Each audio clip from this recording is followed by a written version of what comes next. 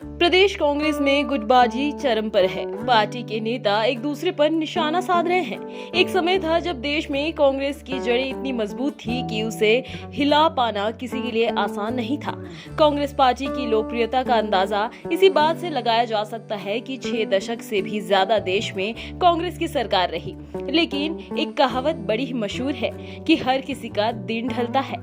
शायद ऐसे ही पिछले कुछ सालों से कांग्रेस के साथ भी हो रहा है।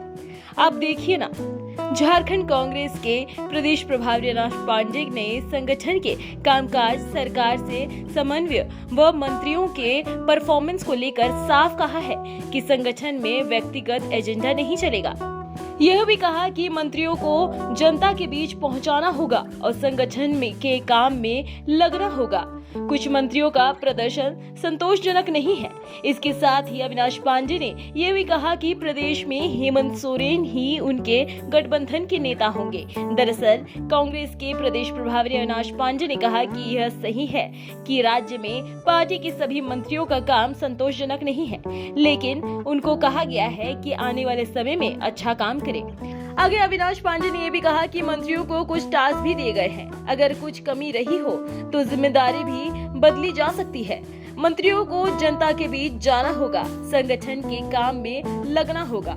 वहीं कांग्रेस प्रदेश प्रभारी अविनाश पांडे ने इस बयान के बाद कांग्रेस में उनके खिलाफ बयानबाजी तेज हो गई है। पुराने कांग्रेसी नेता प्रभात कुमार ने अविनाश पांडे के खिलाफ मोर्चा खोल दिया। उनका कहना है कि प्रदेश प्रभारी को इस तरह से बयान देना शोभा नहीं देता, इससे पार्टी कमजोर होती है। प्रभारी का एक बयान सामने, वो मंत्रियों के कामकाज पर सवाल है। आप प्रभारी के इस बयान को एज ए कार्यकर्ता और नेता के रूप में कैसे देखते हैं? ये बयान जो है इस तरह से बयान नहीं देना चाहिए। आज के तारीख में सभी मंत्री हमारे अच्छे गठबंधन के काम कर रहे हैं और खासकर ओबीसी से आते हैं हमारे बन्ना गुप्ता जी। इनके ऐसा तो खैर कोविड में भी हम लोग कोविड में देखे, जान जीव लगा के 3 बार इनको भी कोविड हो चुका है। सबसे अच्छा काम अगर किसी ने किया है तो हमारा बन्ना गुप्ता जी किए हैं। आप बन्ना गुप्ता के लोग क्यों बोल रहे हैं? उनका टारगेट बन्ना गुप्ता को इसलिए करते हैं कि एक ओबीसी से बेचारा हम लोग का पहला बार एक मंत्री मिला है और सभी का निस्वार्थ भाव से सबसे ज्यादा काम करते हैं। हम लोग कांग्रेसी हैं। हमने कांग्रेस को निस्वार्थ से हमने राजनीति किया है। 42-43 साल से मैं कांग्रेस में हूँ। आज तक हम लोग कभी भी ऐसा बयान, पहला बार तो मेरा गठबंधन का सरकार बना है और उस पर भी इन लोग पर कल चुनाव में इस तरह से अगर लोगों के पास ये मैसेज जाएगा तो ये अच्छी बात नहीं है। प्रभारी के खिलाफ जाके बोल रहे हैं?